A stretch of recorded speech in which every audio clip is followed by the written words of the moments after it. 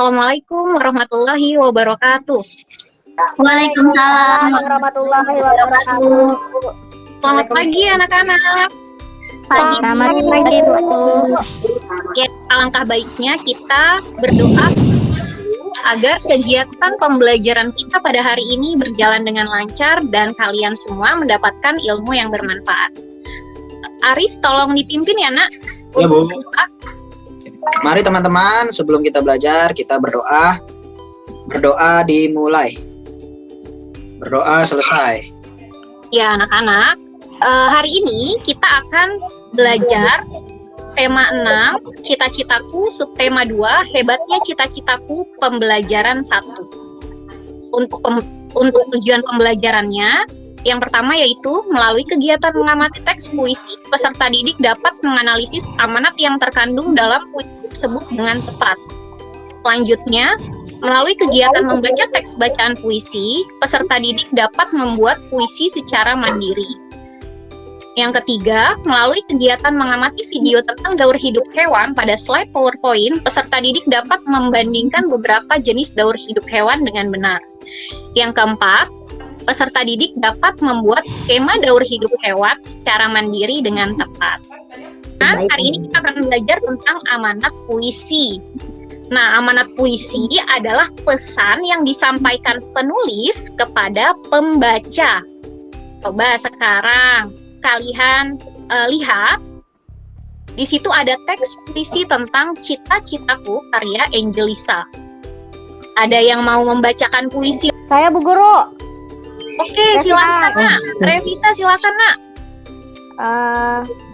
Saya mau coba baca puisi ya Bu Guru. Ya. Cita-citaku, suara indah, alat musik, alunannya tenang mendayu, seakan selalu berbisik. Aku selalu ada untukmu. Aku suka alat musik itu, karena itu aku ingin menjadi pemainnya. Nah, sekarang coba kalian perhatikan dari isi puisi tersebut, siapa yang berani menyampaikan pendapatnya? Apa sih isi dari puisi tersebut? Saya Bu. Ya Bu, untuk menjadi siapa Nak? Coba. Aku Bu. Iya, silakan. Isi dari puisi tersebut apa Nak? Cita-cita ingin menjadi pemain biola Bu. Oke, good. Cita-cita ingin menjadi pemain biola. Kira apa ya Nak amanatnya? Karena amanat itu adalah pesan yang disampaikan oleh penulisnya. Kira-kira amanatnya apa ya? Harus rajin belajar. Saya Bu Guru. Oke, silakan. Harus semangat dalam menggapai cita-cita. Wah, bagus. Harus selalu semangat dalam menggapai cita-cita. Nah, sekarang kalian harus memperhatikan dalam menulis puisi. Yang pertama, bahasa yang digunakan harus ringkas, padat, dan indah. Kemudian yang kedua, kata-kata yang dipilih memiliki bunyi yang indah dan merdu saat dibaca. Yang ketiga, makna kata dapat menimbulkan banyak arti, maka harus disesuaikan dengan pesan yang ingin disampaikan. Lanjut ya. Sekarang coba kalian amati di sini. Itu gambar apa ya, Nak? Gambar hewan, dadu. Oke, di sini ada gambar hewan-hewannya orang hutan. Terus di sini siapa ya kira-kira ya? Di sini Ada yang dokter hewan. Oke, dokter hewan. Nah, sekarang coba Ibu mau tanya sama kalian. Kalian tahu nggak metamorfosis itu apa ya? Nah, sebelum kalian mengetahui lebih dalam, apa sih itu metamorfosis? Nah, Ibu punya video nih. Kalian tolong disimak ya, Nak. Wah, lihat, ada kucing. Ini kucing peliharaan nenek ya? Iya, Bol. Namanya Moka. Lucu banget namanya. Hai Moka. Lihat deh, ada anak-anak kucingnya juga. Lucu-lucu ya? Iya ya, mirip banget lagi sama ibunya. Iya, Bol. Namanya juga anaknya. Tapi jangan salah loh. Ada hewan yang induk dan anaknya sangat berbeda bentuk tubuhnya. Contohnya, katak. Aku tahu. Itu yang namanya metamorfosis kan? Iya, bener banget, Bol. Metamorfosis adalah daur hidup hewan yang mengalami perubahan bentuk. Jenis hewan yang umumnya mengalami fase metamorfosis ini adalah golongan amfibia dan serangga. Namun, tidak semua hewan mengalami fase metamorfosis. Sebagian besar hewan seperti golongan mamalia, unggas, reptilia, dan ikan tidak mengalami perubahan bentuk selama fase pertumbuhannya, atau disebut dengan ametamorfosis. Tapi, mengalami metamorfosis atau enggak, setiap makhluk hidup akan mengalami fase pertumbuhan dari lahir, lalu bertumbuh dewasa dan kembali menghasilkan keturunan. Fase pertumbuhan berulang-ulang yang dilalui makhluk hidup dinamakan daur hidup. Nah, ayam adalah contoh hewan yang gak mengalami metamorfosis. Ayam berkembang biak dengan cara bertelur. Induk ayam mengerami telurnya kira-kira 21 hari sebelum menetas menjadi anak ayam. Ngomong-ngomong tentang metamorfosis, kalian tahu nggak kalau ada dua jenis metamorfosis, yaitu metamorfosis sempurna dan metamorfosis tidak sempurna.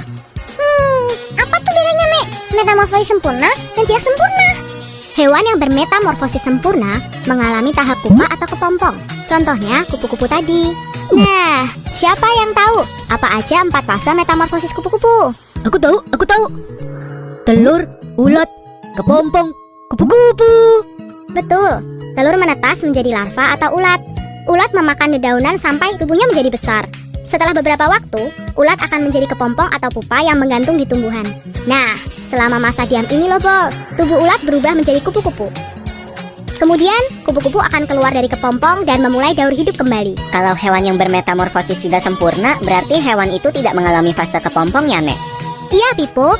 Contoh hewan yang bermetamorfosis tidak sempurna adalah kecoa dan belalang. Nah, coba kalian tadi sudah melihat kan tayangan videonya. Jadi, tentang metamorfosis, ada 2 metamorfosis sempurna dengan metamorfosis tidak sempurna. Metamorfosis sempurna itu adalah proses perubahan bentuk tubuh hewan dari kecil hingga dewasa.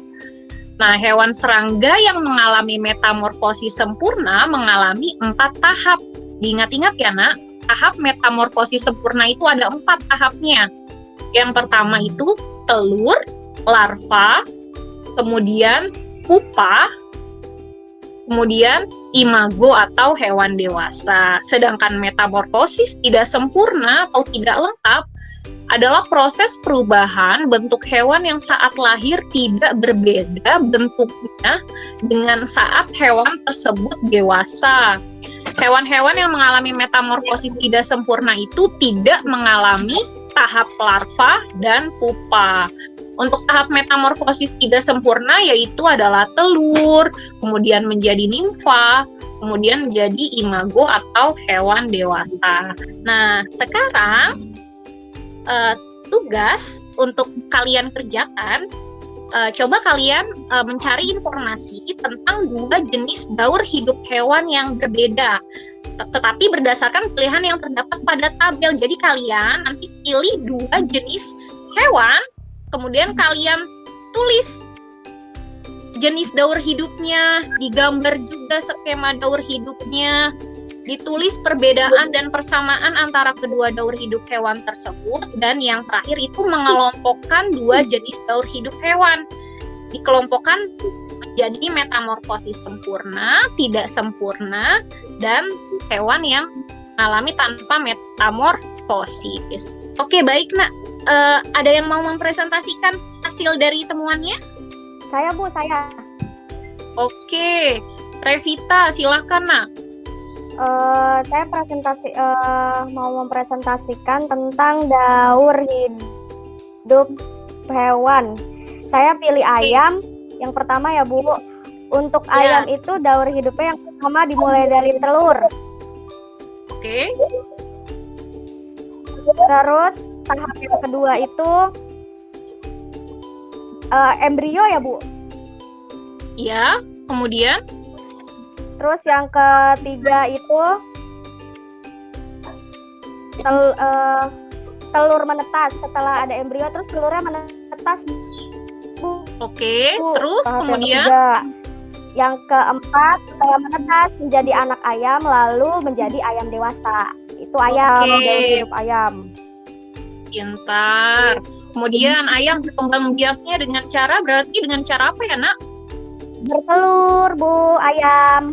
Kemudian jenis daur hidup ayam itu mengalami metamorfosis atau tanpa metamorfosis? Tidak, tanpa Oke. metamorfosis, Bu. Oke, good. Kemudian daur hidup hewan yang kedua. Yang kedua itu katak, Bu. Yang katak, oke. Gimana katak dari Daur hidup katak itu yang pertama itu dari telur, Bu. Oke, dari telur. Kemudian Terus yang kedua itu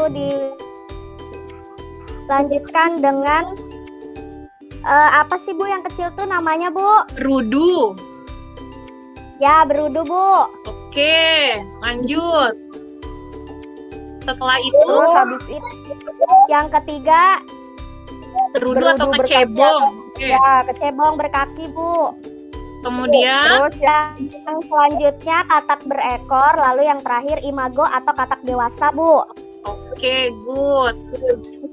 Nah, Terus persamaan dan katak perbedaannya, Nak? persamaan dan perbedaan antara daur hidup katak Dengan ayam. dan ayam tidak memiliki metamorfosis, sedangkan katak ini metamorfosis sempurna. Oke, itu. Terus yang kedua, Perbedaan yang kedua. ayam itu adalah ya untuk pesan antara katak. Perbedaan yang kedua, tadi ayam hidup di darat, sedangkan katak itu hidup di dua alam, Bu, karena katak hewan amfibi. Oke, good. Lanjut. Terus kesamaan daur hidup ayam dan katak itu adalah yang pertama, daur hidup ayam dan katak sama-sama dimulai awalnya itu dari telur, Bu. Oke, betul. Kemudian Terus yang kedua, ayam dan katak sama-sama pemakan hewan atau pemakan serangga, Bu. oke, betul. Kita beri tepuk tangan buat Revita. Wah, hebat.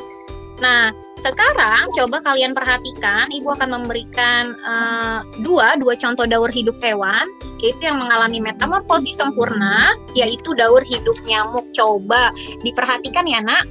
Di situ daur hidup nyamuk itu dimulai dari telur. Nah, setelah telur nyamuk menetas akan menjadi larva. Ini larvanya nih. Nah, jentiknya nih atau larva itu memperoleh makanan di air. Kemudian selanjutnya jentik itu berubah menjadi pupa.